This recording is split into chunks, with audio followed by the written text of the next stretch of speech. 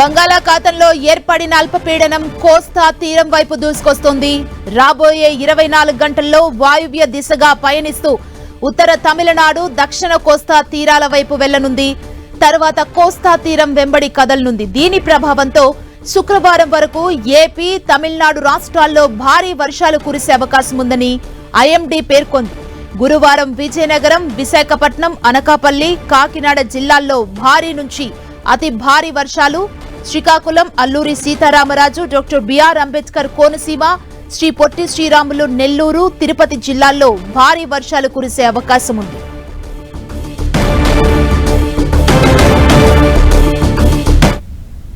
ఇదే అంశానికి సంబంధించి మరింత సమాచారం మా ప్రతినిధి జార్జ్ అందిస్తారు. జార్జ్,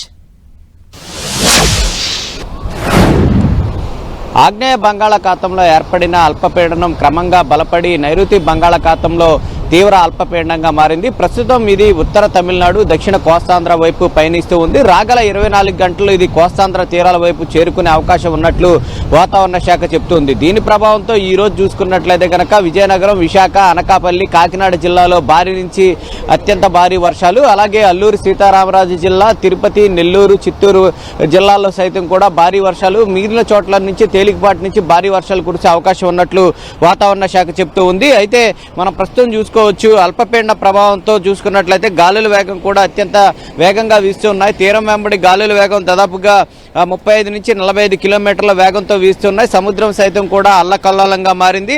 అయితే 3 రోజుల పాటు దీని ప్రభావం ఉంటుంది కాబట్టి మత్స్యకారులు ఎవరూ కూడా వేటకు వెళ్ళవద్దని చెప్పి వాతావరణ శాఖ సూచిస్తుంది. మరొక వైపు ఈ వరుస అల్పపీడనాల ప్రభావంతో చూసుకున్నట్లయితే కనుక సముద్రం భారీగా కోతకు గురవుతుంది.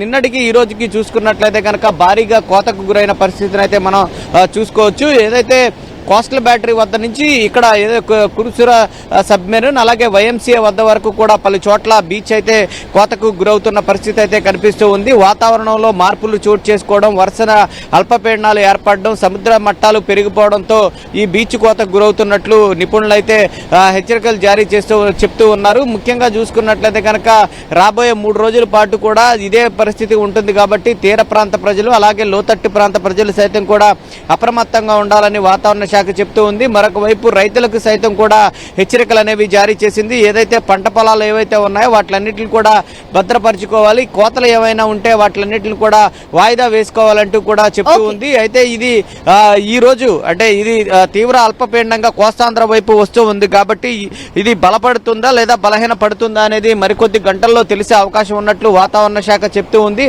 ఏదైనప్పటికీ దీని ప్రభావంతో విస్తారంగా చాలా చోట్ల కూడా ఇప్పటికే వర్షాలు అనేవి కురుస్తూ ఉన్నాయి. రాగల 24 గంటల వరకు చూసుకున్నట్లయితే కనుక విశాఖ, విజయనగరం, అనకాపల్లి, కాకినాడలో జిల్లాల్లో చూసుకున్నట్లయితే కనుక భారీ నుంచి అత్యంత భారీ వర్షాలు నమోదవుతాయని వాతావరణ శాఖ చెప్తూ ఉంది. Thank you George.